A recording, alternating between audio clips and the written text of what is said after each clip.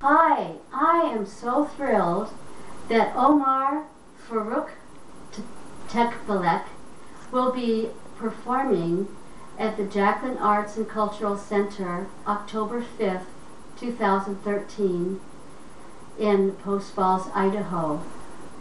I'm so thankful for that. I certainly will be there, and I will hopefully have him watch this DVD. So I'm going to sing a Sasiwa song. It's a Red Cedar Circle song. Sasiwa stands for Sacred Life, Sacred Breath, Sacred Ocean. It's Northwest Coastal Indian Medicine Way. Johnny Moses is the shaman, and here's one of the songs. And it's been so long since I've been to a Red Cedar Circle, I don't remember what the song is, but I know it's one of their songs. Oh, hey.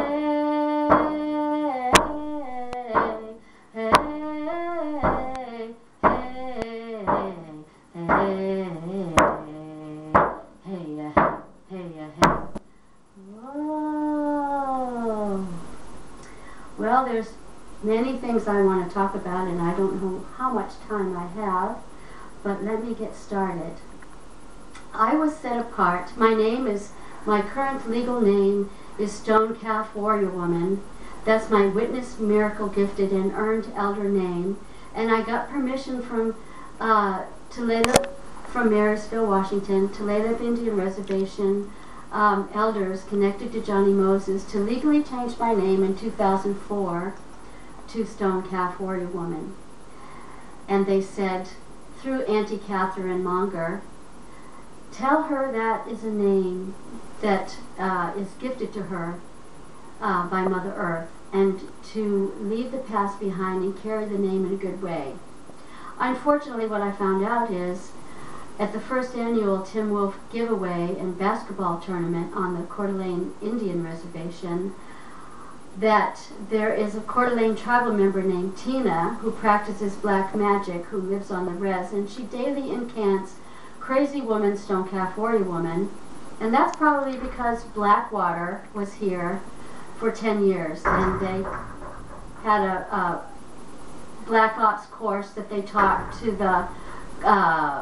the police and the sheriffs and the state police and citizens. And so there's a lot of people around here that know about mind control, enslavement, psychic vampirism attacks, but now that I'm reconnected back to my American Indian medicine through the person of Katie Nick, I met her in 2002 when I was living, 2001, after September 11th. I met her because her husband, the medicine man for the Kalispel tribe, had died right after September 11th, and so I found out about that, and I took candlelight, I burnt sage and sweetgrass, and I sprinkled some tobacco on his freshly dug grave.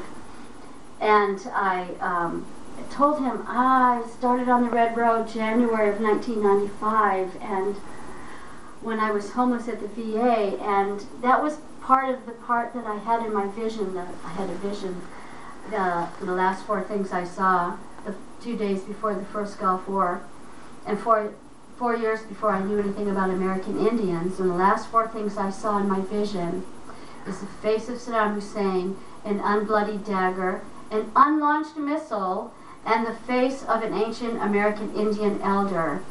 I wrote that vision down while someone was screaming in my ear. And before I mailed the vision, I said, hey, God, come on, it's me. Nobody's going to believe you set me apart, and nobody's going to believe that this vision is from you. So when I'm ready, I want you to miraculously heal my extensive 3rd-degree burn torso scars that a bathing suit covers. I was set apart when I was 4 years old. I suffered 51% of my body burnt from 2nd and 3rd degree burns when I caught my pajamas on fire, December 1956. I had nuns praying around me 24 hours a day, and I received last rites 3 times by a young Father Kenny, but he has passed away, so nobody can verify that. But he told my mother, and who told him? Of course it was God, whatever name you want to give him, the great mystery. And he told my mother, and I know that it was imprinted on my DNA because of the biology of Dr. Bruce Lipton, a biologist that studied human clone cells, www.brucelipton.com. The last four, what he told my mother is, Mary will not die. She's burnt with the sign of the cross. God will save her for a special purpose. Which is why, through these past 25 years, I've gone through absolute hell. It's been a big medicine walk. Sometimes it was a lot of fun. I did think it would make a great movie and hilarious. And I did get to the point after 19 years when someone wanted to send poop my way that I would say, why, thank you for your donation. I happen to be in the fertilizer business and I can make anything grow in my garden of life. Would you like a receipt? And they don't ever get it. But anyway, so I did get my, I was set apart and I received my marching orders as a Seventh-day Adventist on the island of Guam, where America's Day begins, while I was a Seventh-day Adventist at the Iguana Heights Church, Seventh-day Adventist Church, as a lay activities leader, communications secretary. I never volunteered for any of those positions. The church voted me in 2 years in a row, and it was the undoing of me. I couldn't get those missionaries to do anything. They want, about white Christian people that, I don't know, they drive me crazy. And I was never asking for a ride. But anyway, so what God said, after I'd been on island for a year and a half and the pastor was mad at me, so he finally called and said he wanted to talk to me. And I said, great, I've been trying to talk to you for a year and a half. If you want to talk to me, then come on over. And that's when he told me, after I poured out my heart, well, we're trying to like you. And I go, oh, okay. So after he left, I went in my bedroom to pray for my mother, who had a horrible life after she was returned to her mother when she was 7, after spending 7 years in a place like heaven with Catholic nuns in an orphanage, because she was an American Indian. For American Indians, the treatment that they received when they would be ripped away from their traditional loving American Indian families is how my mother was treated when she went back to her mother. Her long golden banana, after the nuns drove away, her long golden banana curls were hacked off out in the yard before she ever made it in the house, in front of her mother she didn't know, who she knew was evil, her stepfather, and her half-brothers and sisters. So she had a boy's haircut. Her beautiful Sunday dress was taken off and she was given bib overalls. And then her patent leather shoes were taken off and she went barefoot. Then when my mother went in the house, she could see where she was to eat her meals alone. And then her stepfather started molesting her, and her mother started beating her. And after my parents divorced when I was 7, that's what I would listen to, and I never minded, because I couldn't understand the trauma. My mother was a beautiful person, but she had a lot of problems with her family. So I would always hear a story from the time she was 7 all the way through. And by the time I was 21, I'd lived 30 different places. So, I've had a really crazy life. But anyway, nevertheless, on January 14th, 1991, I received my divorce papers in Kitsap County in Port Orchard, Washington, Kitsap County file number 91-3-00028-5. It was so hateful and vicious and completely untrue that I had to sit down.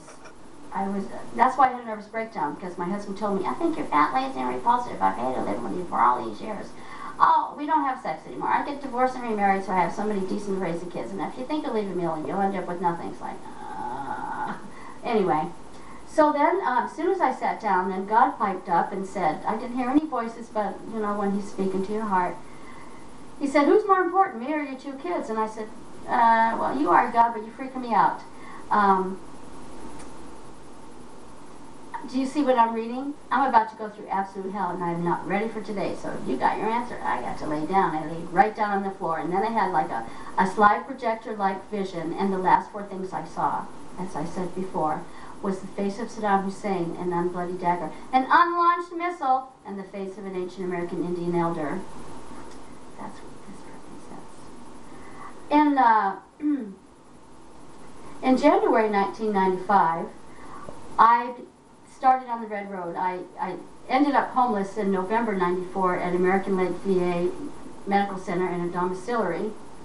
And so I started on the Red Road. I started going to sweats. And I didn't want to just go to a sweat just to sweat. So I really had to think about it and pray about it, and I was a little bit concerned because I was like, what if there's evil spirits? And I thought, oh right, wait, if there's a church and they want to have a new carpet and then they can't decide on the color of the carpet, then the whole church falls apart. And if that's not evil, I don't know what is. People just need to get along.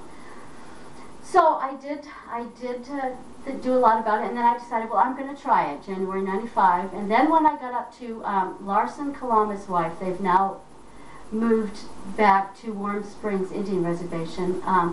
The men were going into a Lakota men's ceremonial warrior sweat, and I said, I need to know more information because I don't want to commit sacrilege in your way. I want to understand it.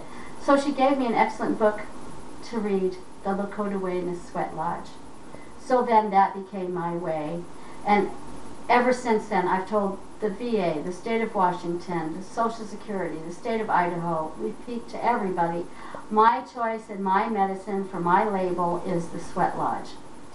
And then in June of 1999, excuse me, Janet Reno, United States U.S. Attorney General, passed this law that gave the United States the right to violate global cyberspace. I believe it's time for the United Nations to take the United States to court about this law because of all the stuff that we're doing internationally on the internet, which is a global community.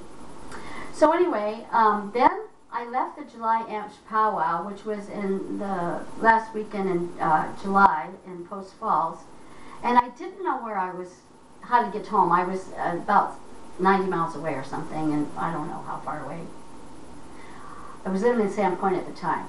And so anyway, I went across the street to the Flying J truck stop, and the first person that I met was American Indian, and he welcomed me in his cab, and then he told me that he and some of his other American Indian friends convinced, they all rode Harleys together with Ben Nighthorse Campbell to be a U.S. Senator, so that's how I found out about Ben Nighthorse Campbell.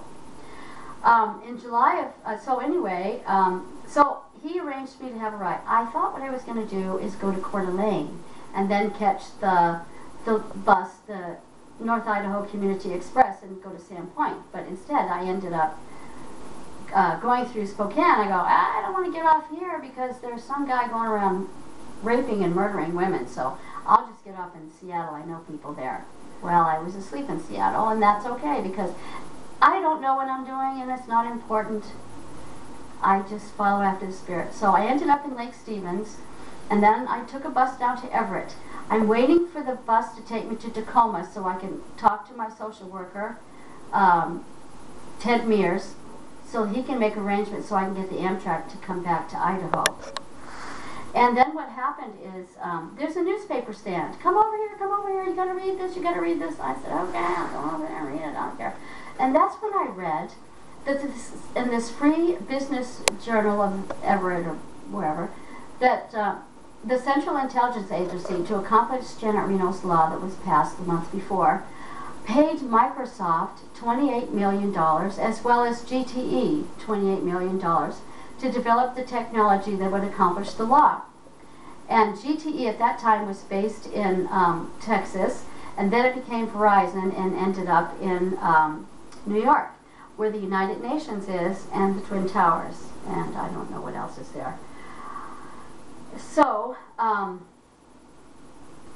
that was really interesting. In October of 1999, I've been trying to do this global event that started when I was in Guam, and I realized, I don't want to talk about that right now, that's transmuted into something else.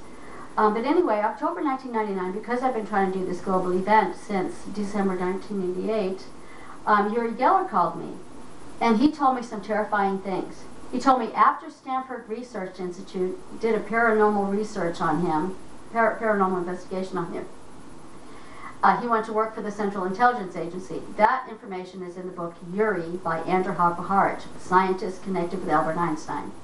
And he channeled some extraterrestrial messages from a positive star group. And I know that there are extraterrestrials because Johnny Moses, in his Sisiwas Way, Northwest Coastal Indian Medicine Way, They've never lost their way. They have the original teachings that go back thousands of years. And in strict succeeded circles, of which I've never attended, he brings out the star teachings of the star people that are 7,000 years old, that are indigenous to his tribe.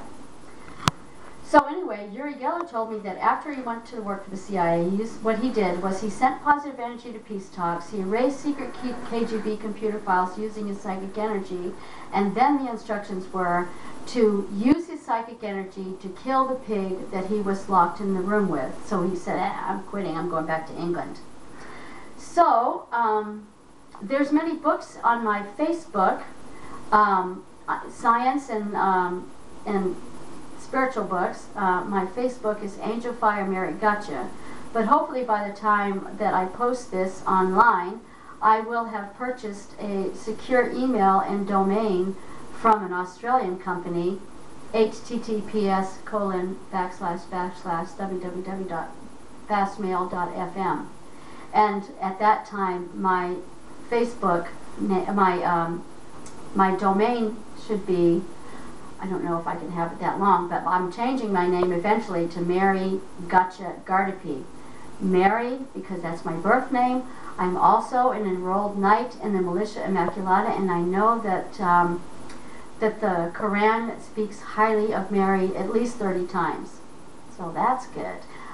Blessings be upon Muhammad's soul, or whatever you guys say. Anyway, also, gotcha. In October 1996, I had a 9-year-old Alaskan Quinket child spend the weekend, because I obviously didn't have custody of my kids, because the divorce was really evil. And if you have somebody read my stuff in volume 2 of the webpage of the file number I said, is a trial summary, trial memorandum that I wrote and filed, as well as the in-depth mental health evaluation that I paid for, and I picked his name out of a book, and God was with me, and so that's important. I digressed. Well, anyway, after Uri Geller called me, I was already running for mayor, and I thought, well, hell, I must have run for president too. So I called the Minnesota campaign manager of Jesse the Body Ventura, and I told him this in October 1999, after Uri Geller called me, please keep a file on me. I'll send you 2 newspaper articles, and I just want to let you know that if I ever decide to run for president as a write-in, it will only be if Senator Ben Nighthorse Campbell agrees to be my vice president and he live in the White House. I'm moving to White Earth Indian Reservation, where Winona LaDuke lives. So I don't know if that happened. But anyway, Ben rides a Harley. He makes jewelry. He's traditional Cheyenne. He got the American Indian Museum and the Smithsonian Institute in Washington, D.C. He served in the state of, for the state of Colorado as a U.S. Senator, as a Democrat and Republican. And I'm sure he has much better social skills than I do. So that's why I want him in the White House. I will move to reservation. I will trespass American corporate news media unless it's Al Jazeera. Of course, Amy Goodman is more than welcome to come visit me. And Amy Goodman came to Gonzaga University April 20th, I believe it was 2010. And before a seated audience of about 2,000 people on that day, after Amy finished her talk, she was sitting at the table for book signing, and I handed her my red 3-ring binder, which included the 14-page scribbled facts. I need a Macintosh computer printer scanner, someone please. My handwriting is atrocious. The 14-page facts that I sent to President-elect Obama before he got inaugurated the first time, while he was still on island, through the Hawaii State Attorney General's office. I'm sure he didn't ever get a chance to read it, but I wanted to warn him what he was to be facing before he got into the White House, because of all the stuff with the mind control enslavement and how the internet is controlled. And you know, on November 2nd, 1998, at the University of Washington, Tacoma, now Jeff the Washington D.C. Chief of Staff for Washington Congressman Adam Smith would quite remember me, because I said I need to get a way up to go to Seattle, because Vice President Al Gore, Vice President Al Gore, Chinese American Governor Gary Locke, and Senator Patty Murray are going to be up there. Oh, and that's okay. You can just go to the University of Washington. They're stopping there first. I said, great. I had my face paint on. My hair was really short on one side, because left-brainers and the right-brainers, yeah, they always think I'm crazy, but they don't get it. Because if you're in your left brain, you're not in your right mind, so why am I talking to you? So I'm so thankful and honored for all the Middle Eastern people and the right-brain people and the spiritually minded people and the holy ones that are watching this, because they know what I'm talking about, and then they'll help me. Because I do need a little bit of help. I've done most everything. God is good. And I lost my train of thought. But anyway, now, isn't it interesting? January... Huh? I got 1 minute left. 1 minute? Oh, the batteries are running out? Okay. January 2000, I found out about Hagar. So I started praying for the seed of Abraham through Hagar. And I could tell you a lot more stuff, but hopefully what I'm going to do is I'm going to give Omar, Farouk Tik Balek a letter with what I would love him to help me with. I would like him to talk to David Carpelis in Montecito, California at 465 Hot Springs. He bought this at an auction. It is the Declaration of Allegiance to the United States Government by the American Indian. It needs to be in a returning ceremony on American Indian Day, which the white people call Columbus Day, at the Daybreak Star Indian Cultural Center in Discovery Park in Seattle, Washington. That's a coyote document. It references the Pipe of Peace. The Pipe of Peace is at the Vice Presidential ceremonial offices next to the White House. President Taft signed it in 1915, and he's America's first Skull and Bones president. Mr. Wanamaker drove across Turtle Island, which is America, because all the American Indians were on reservations starving to death. And there was 969 American Indian chieftains that put their thumbprint or their signature on that document, so it has their DNA. So I would love that to be together in a returning ceremony in Seattle, and then on Thanksgiving 2013, after President Obama has signed executive clemency for America's token Indian who represents all First Nations people, Leonard Peltier, I want that legal binding document to be at the Embassy of Tribal Nations in Washington, D.C. on Thanksgiving. Be a great way to celebrate that. And I have the School of Essential Ingredients. Anybody that wants to come talk to me, I'll give you my address. It is, well, right now you can call me Stone Calf, Warrior Woman, 1421 North 9th Street, apartment B as in boy 4, Coeur d'Alene, or abbreviate CDA, Idaho 83814. And the School of Essential Ingredients is a bestseller, and it says a delicate, meltingly lovely hymn to food and friendship. So I would love to welcome people of any other cultures from anywhere else in the world besides America to come talk to me. This represents my prayer. And this is, whoops, don't see my tummy. This represents a dance, and you have the idea of, okay, becoming America, the 4 Directions Nation dance, as above, so below, as within, so without.